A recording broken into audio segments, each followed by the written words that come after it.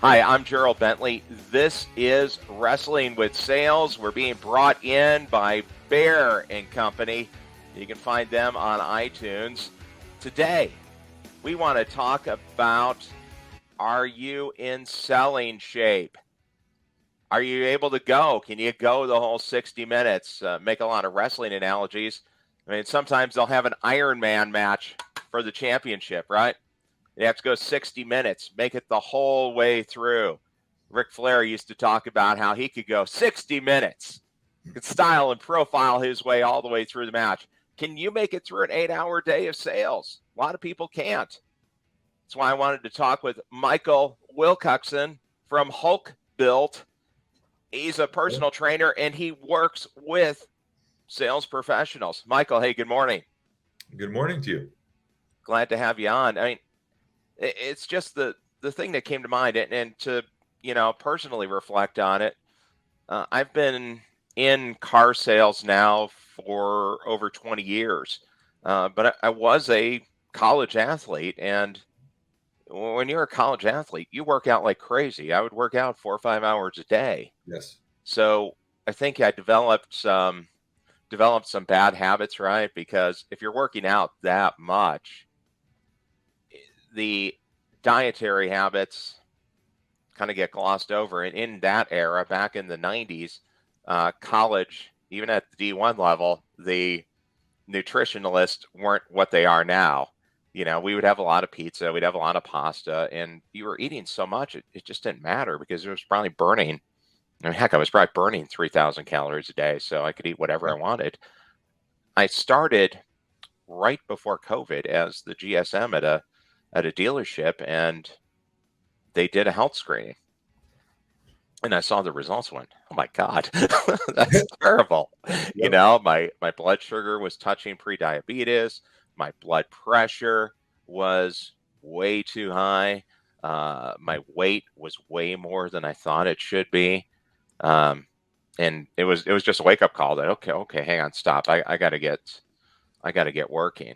And fortunately I had at least some idea of what to do because I had done it years ago. And I've lost about 45 pounds. I weighed myself last night. So from the high, I've dropped about 45 pounds, but I'm Awesome. eh, still about 20 pounds more than I competed at. Hmm. Last weight I wrestled at was 215. So I'm still, a little bit heavy. Too heavy. I should really be down at that 215 mark. But at least I've been able to claw it down to where it's manageable. Do you see that a lot? Is that something that a lot of your clients deal with? Yes. So, what's funny is the one thing I'm just going to leave with this. So, I do online coaching. The one thing all my clients have in common is they're giving so much of their careers, their businesses, their family. I work with like 4 providers right now, a ton of engineers, a lot of analytical people, a lot of high performing people. Right. Hmm. And by the way, I don't think I told you this. I actually played football at the University of Texas. So, I was a D1 college Didn't athlete. know that. Oh, Yes. you were a way higher D1 college athlete than me. Hey, Okay, hey, the it's Longhorns. all the same amount of work, whether you're D1, D2, D3, doesn't matter. But yeah, hook them. Yeah, definitely. And Yeah. I actually keep I don't wear this a lot, but I actually have my T ring from when I used to play. Like I lettered and did all that stuff. Oh, So awesome. so yeah, yeah. But I actually played defensive tackle, and I was one of those guys. I was just like you, where whenever you're younger or when you're an athlete, you can kind of just eat whatever you want. And then I've seen a lot of athletes continue to eat that way in the future. And it's funny, some of the clients that I actually work with are ex D1 athletes themselves, and a lot of them gain weight after they played. And I actually have several of them right now that are doing fantastic. But to really answer your question, yes, I find that most people's diets are terrible. I think the normal um, standard American diet is really bad. And then what a lot of people do is they go on these fad diets like keto. And look, Hmm. if you look in the background, you'll see the keto Hulk. I used to go by that because I had to look smaller when I did modeling. Uh-huh. And then this is the difference is carbs, and carbs are not evil, but most people go on these diets that are not sustainable. They go from one extreme to the other where they eat terrible and then they try to eat perfect. And let me just tell you, there's no perfect meal plan. It's what works with your lifestyle. What can you do consistently? That's the most important thing. But most people come to me eating a ton of processed foods, They don't drink enough water. So now their body mistakes thirst for hunger. A lot of them don't get sleep. And I was talking about neglecting themselves and putting everybody else first. If we reduce the amount of friction first and we get you feeling better by eating the right amount and not going from one extreme high calories to way low, and then we actually get you to sleep and recover properly, now your brain's functioning properly and you have more energy, and then we actually get you drinking enough water where your body's not mistaking thirst for hunger. Do you see how now it's a lot easier to be consistent? Mm-hmm. You're not fighting yourself all the time. And sorry, I know I kind of took over there, but these are the No, it's things I terrific. see all the time, Gerald, is people put themselves last and they feel like they're being selfish, but it's the same analogy as you see whenever someone is on an airplane. You put your mask on first so you can get oxygen, so you can take care of other people and serve people at a higher level, right?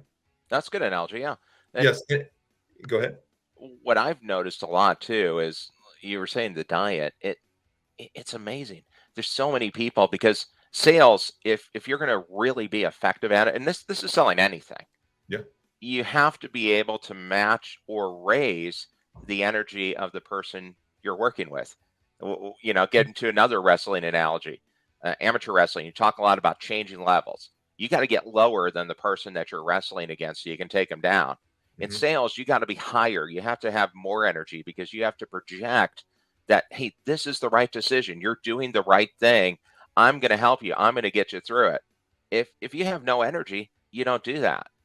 And you can see it when you're watching. If you watch on videos, if you listen to recorded phone calls, or you're just sitting at a sales desk watching, you can just see the body language, the mannerisms of the salesperson as they're just like drifting away.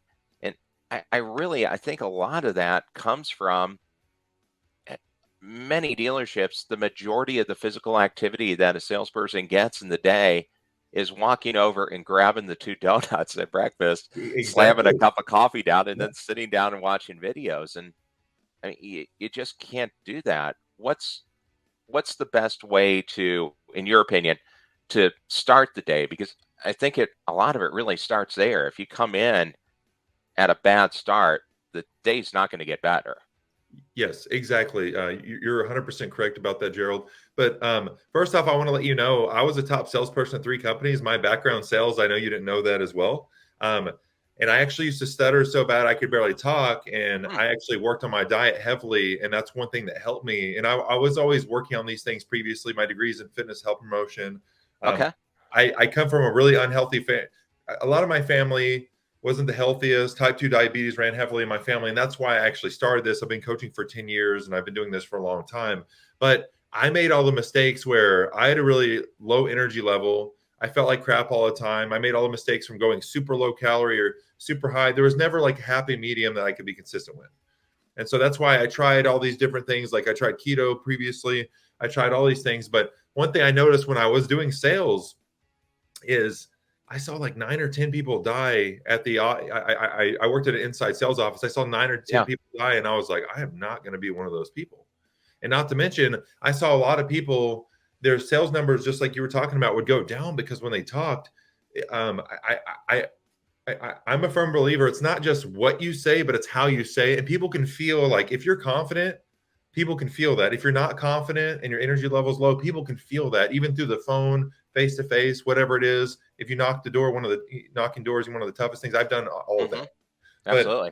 but the thing is, when I noticed when I was confident, I took care of myself and I had plenty of energy starting the day out, eating something healthy, focusing on whole foods, not focusing on processed breads and all these things. It doesn't mean that you can't eat those, but if we focus on 80 or 90% whole foods, things like eggs, as long as you don't have a sensitivity to it. You see all these superfoods, if you have a sensitivity to things, I think most people should figure out what they're sensitive to, where it causes inflammation and Sure. it brings their energy levels down.